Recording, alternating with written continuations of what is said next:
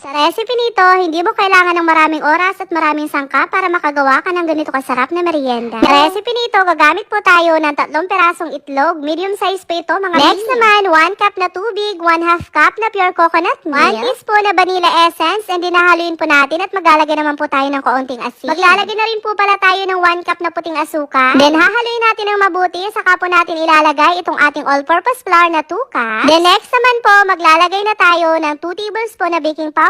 Then next naman po, 6 tablespoon na powdered milk. Kung gusto nyo naman po pala na mas marami po yung magagawa nyo, doblehin nyo na lamang po yung sangkap na ginamit ko, mga mi. Serve po natin itong ma-strain, hahaluin po natin. Then next naman po, ilalagay na natin yung 1/3 cup the melted margarine. Yes, mga mi, maglalagay po tayo nito. Kung wala po kayong melted margarine, pwede naman po ang cooking oil. At para mas makasigurado nga po tayo, mag-i-smooth nga po itong ating mixture, sasalain po natin ito ulit. Then after nito mga mi, ilalagay lamang po natin ito sa ating molder. Gagamit din po pala ako ng ganitong klaseng molder. Kung wala po kayo nito, pwede po kayong gumamit yung ordinary po na photo molder, mga mi.